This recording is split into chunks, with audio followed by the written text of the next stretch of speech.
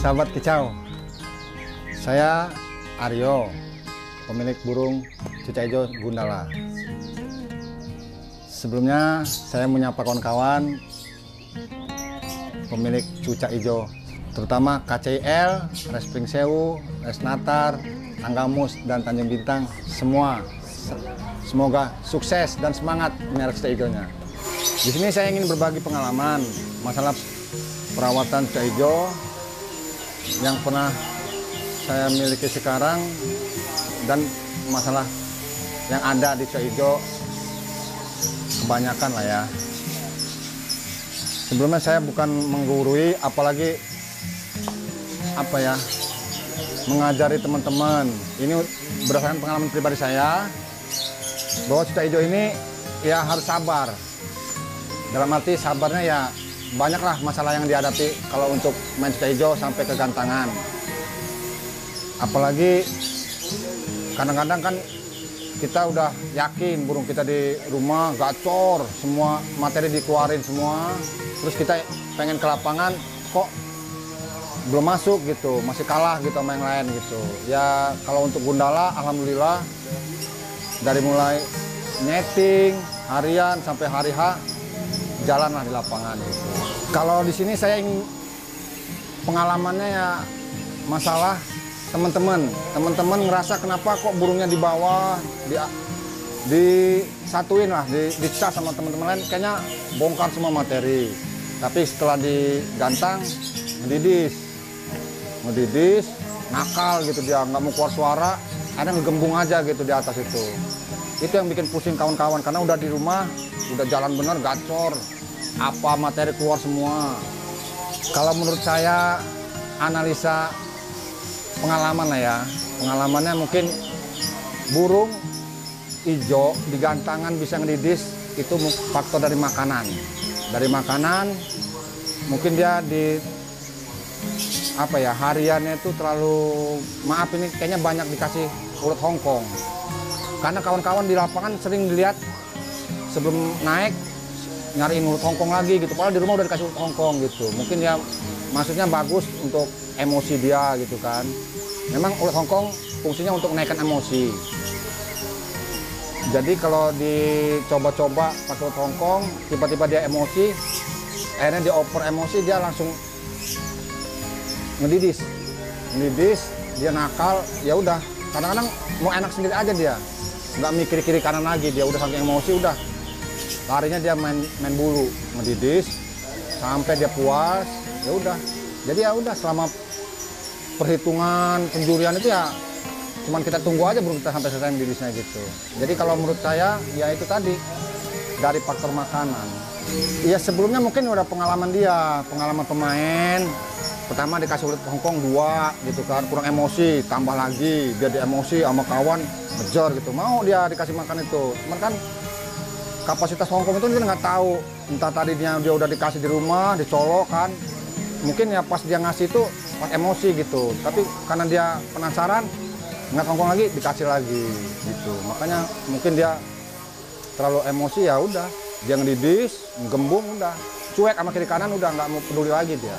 Kalau menurut saya ya minimal dikurangin dulu, nanti pelan-pelan ya nggak usah pakai colokan ulet Hongkong gitu. Jadi ya kalau saya kan pakai jangkrik aja gitu kan, itu juga rendah lah, mainnya juga rendah dia. Yang penting makanannya ya itu tadi dikontrol aja. Kalau masalah untuk Hongkong ya, kalau bisa ya paling banyak 2 lah. 2 itu untuk satu sesi sebelum naik gitu. Udah dikasih aja 1 apa 2 gitu aja gitu. Jadi sebenarnya bisa Bang ya naikin emosi itu nggak perlu pakai penumpang ini Bang? Bisa. Dia karena dia udah, kalau kita main di jangkrik kan aman tuh, nggak terlalu panas di badan. Apa di burung juga kayaknya aman lah gitu. Kalau Hongkong itu memang fungsinya memang benar-benar ngepek lah gitu, emosi dia. Iya. Nah, terus selain dari pakan ada faktor lain nggak? Kalau analisa saya setelah dari pakan, kebanyakan Hongkong mungkin perawatan hariannya. Hariannya itu mungkin dia entah dia kurang jemur gitu kan. Jemurnya apa belum mandi langsung diprodong gitu kan. Kadang-kadang burung hijaunya ada yang model ablak tanpa kerodong, ada yang dikerodong full gitu. Jadi kadang-kadang kalau dia biasanya diablak, ya itu tadi mungkin kita nggak tahu, nggak mantau. Lagi dia diablak kan kita nggak tiap jam apa tiap saat itu mantau dia mendidih apa belum gitu kan. Paling kita dengar pulang ada suara apa enggak gitu udah. Itu tadi kalau udah mulai settingan lomba, ya udah harusnya dia emosi minimal ya, kan ini komunitas. Jadi kalau memang dia emosi ya udah temen aja melawan di bawah gitu. Dari kalau dia udah emosi di bawah kan otomatis stabil tuh kita bawa. Kalau memang lagi dicas nggak usah dikerodong lagi, udah langsung aja bawa di gantangan itu tanpa kerodong. Jadi dia masih emosi dapet gitu, tapi kan udah bukan di doping lagi. Jadi udah kita ke gantangan itu udah tanpa kerodong, kita jagalah stabilnya dia emosi itu. Jadi kalau udah mulai tet, udah duluan aja kita. Jadi kan dia masih terjaga, kan dia suka-suka dia lemot kadang-kadang. Udah emosi, kita kerodong ke lapangan, akhirnya lupa dia, nggak emosi lagi. Kalau di bawah kan dapetin, kalau digantikan kan ada jarak gitu. Kalau dari perawatan solusi saya ya itu tadi harus sabar. Kita perhatiin hijau kita ini maunya apa gitu. Kalau harian kita udah dapet, kok diginiin malah gacor.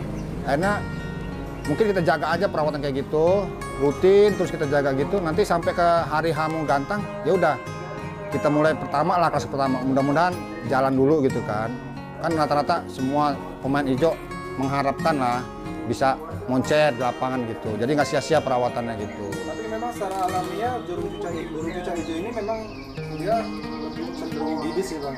Cenderung ngedidis, rata-rata itu udah. Itu kalau menurut pengamatan Abang itu didis dia itu kenapa sih sebenarnya?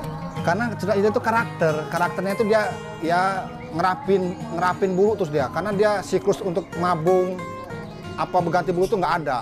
Kalau dia mabung itu ya mungkin di burung mabungnya itu burung kacer, burung murai itu ada mabung. Dia ini mungkin kayak lakbet lah gitu, main lakbet gitu. Jadi dia ini suka-suka dia aja. Kapan dia ngedidis, ada yang kurang rapi, dicabut sama dia gitu. Tapi itu alamiah. Alamiah aja, pokoknya dia tuh terbatas.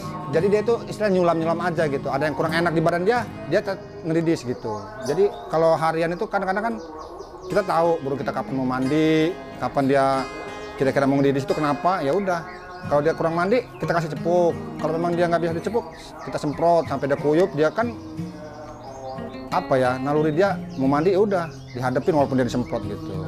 Kadang-kadang kan kalau secara alamiahnya gitu. Kalau dua masalah tadi itu ya karena faktor makanan sama masalah perawatan. Masalah perawatan iya.